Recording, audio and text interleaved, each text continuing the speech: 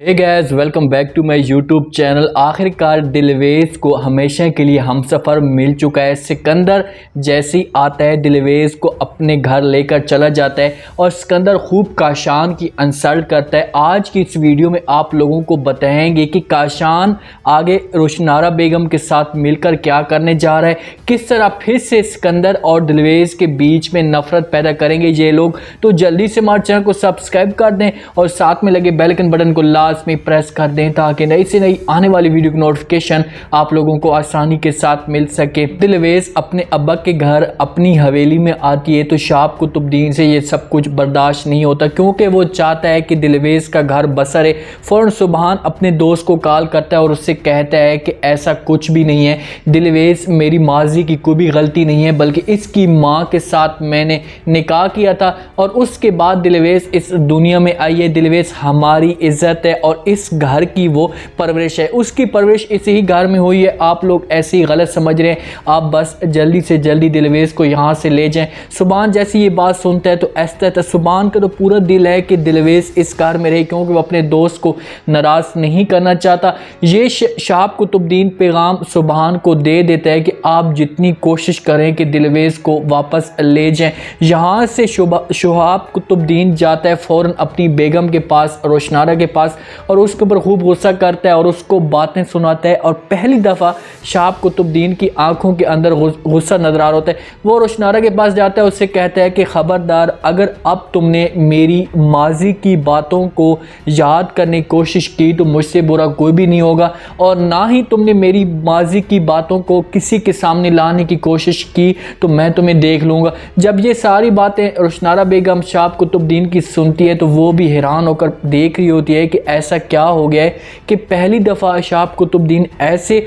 उस एक निकम्मी लड़की के लिए मेरे सामने इस तरह की बात कर रहा है। रोशनारा बेगम को धमकी मिल चुकी होती है, लेकिन रोशनारा बेगम कहाँ उसकी बात को कान तक नहीं लगाती या उसकी बात को तस्लीम नहीं करती, क्योंकि जहाँ पर जो सारा रोब चल रहा है ये सिर्फ और सिर्फ रोशनारा बेगम का ही चल रहा है। अंदर को भी अपनी गलती का एहसास हो जाता है कि भाई हमने दिलवेज के साथ अच्छा नहीं किया, हमने उसके साथ ऐसा नहीं करना चाहिए था, क्योंकि जब दिलवेज यहाँ से गई है तो ये घर एक सुनसान सा हो गया। दिलवेज ने चंद ही दिन इस घर में गुजारे थे और अपनी यहाँ पर वो जगह बनाना शुरू कर चुकी थी।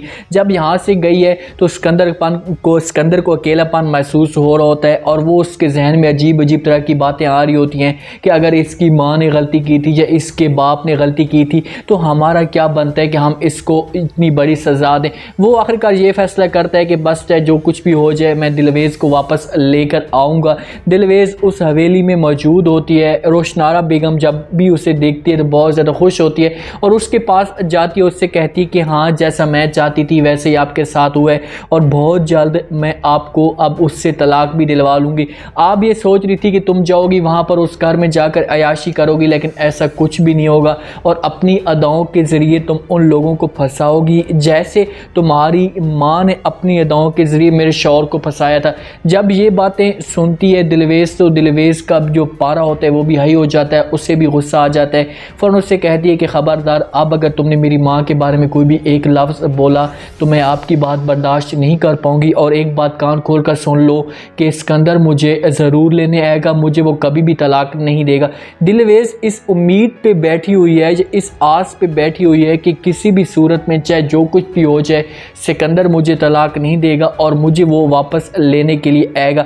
आखिरकार वही हुआ, सिकंदर की जो गलती थी उससे एहसास हुआ, फ़ौरन जाता है वहाँ पर शाब कुतुबुद्दीन के घर। जब शाब कुतुबुद्दीन उसे देखता है तो वो तो बहुत ज़्यादा खुश हो जाता है कि ये इसी वजह से है, क्योंकि शाब कुतुबुद्दीन ने सुभान को भी कहा था कि चाहे जो कुछ भी हो जाए आपने दिलवेज को लेकर जाना है। वहाँ पर जाता है शाब कुतुबुद्दीन, फ़ौरन सिकंदर के आगे बातें करना शुरू कर देता है। उससे कहते हैं कि बेटा, तुम्हारे जो दिल में है या तुम्हारे दिल में जो शक है या नफ़रत है इसको अपने दिल से निकाल दो और दोबारा कभी भी आपने दिलवेज के साथ ऐसा नहीं करना। दिलवेज हमारे घर की इज़्ज़त है, वो मेरी बेटी है और वो कभी भी आपकी इज़्ज़त के ऊपर आँच नहीं आने देगी। इसकी माँ के साथ मैंने निकाह किया था और ये हमारे घर की पूरे ख़ानदान की इज़्ज़त है, कभी भी आपने इसको अकेला और रुसवा नहीं छोड़ना।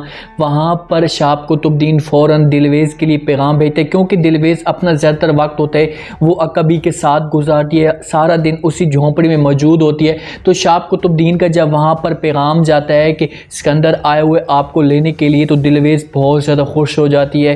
क्या आपको क्या पता कि जब किसी भी इंसान की बीवी होती है और उसका शौहर उसको लेने के लिए जाए तो वहाँ पर बड़ी खुशी होती है उस बीवी को। तो दिलवेज़ को भी ऐसी खुशी हुई है। जब काशान को ये सब कुछ पता चलता है तो काशान तो नाराज़ हो जाता है, क्योंकि उसका गुड़ में रंबा लगा हुआ था इस जगह पर। काशान उसके सामने आ जाता है। दिलवेज़ अपना बैग सारा कुछ गोल करती है और वहाँ से जाती है फ़ौरन सिकंदर के पास। तो काशान उसके सामने आ जाता है, उसके सामने आता है, उससे फ़ौरन बैग छीन लेता है और उसके साथ बदतमीज़ी करने की कोशिश करता है। तो फ़ौरन दिलवेज़ भी उसे मुंह तोड़ जवाब देती है, उससे कहती है कि पहले मैं दिलवेज़ थी और अब मैं दिलवेज़ सिकंदर हूँ।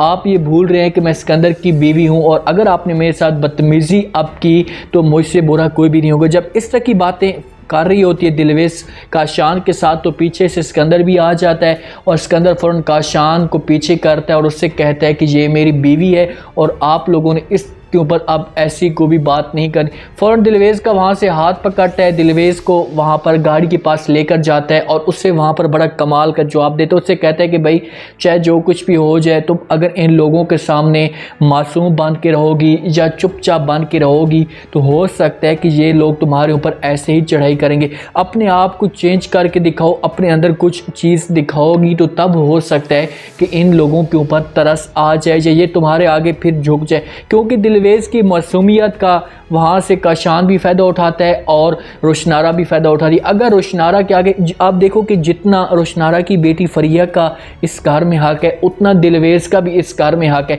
लेकिन वो दिलवेज़ को नुकरानी बन के समझा हुआ है और फरिया को उसने अपना लेवल दिया हुआ है, सिर्फ और सिर्फ इस वजह से कि एक वो यतीम है और दूसरा वो उसकी जो मासूमियत है अदब के साथ बात करती है या इज़्ज़त के साथ बात करती है, इस वजह से रोशनारा इसका फ़ायदा उठाती है।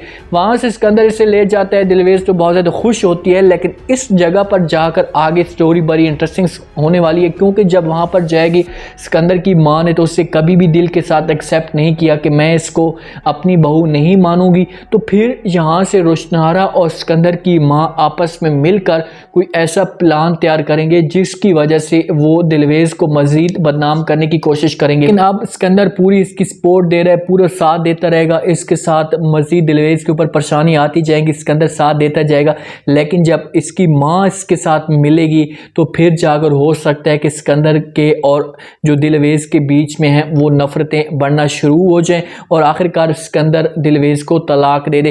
क्योंकि अगर उस घर में वो जाती है और सिकंदर की माँ उसे तस्लीम कर लेती है तो फिर ड्रामे का जो इंटरेस्टिंग सीन होंगे वो तो ख़त्म हो जाएंगे और ड्रामा जो होगा वो चीज़ पे ड्रामे में नहीं रहेगी। तो ड्रामे को लाजमी बात इन्होंने आगे बढ़ाना है, कुछ ना कुछ नए सीन दिखाने हैं, तो फिर ऐसे इन्होंने करना होगा कि सिकंदर की माँ इस दिलवेज़ को एक्सेप्ट ना करे। तो मेरे आज का ये रिव्यू, आज का ये प्रोमो आप लोगों को पसंद आया होगा। आपने कमेंट सेक्शन में अपनी लाजमी बताना है कि जो बदतमीज़ी काशान के साथ हुई है, काशान की जो इंसल्ट हुई है, तो उसके बाद काशान अपना कौन सा नेक्स्ट टारगेट तय करने जा रहा है। क्या काशान फिर दिलवेज़ के साथ बदतमीज़ी करे और दिलवेज़ को ब्लैकमेल करके दिलवेज़ से सबूत ले और सिकंदर के दिल में नफरत पैदा करे?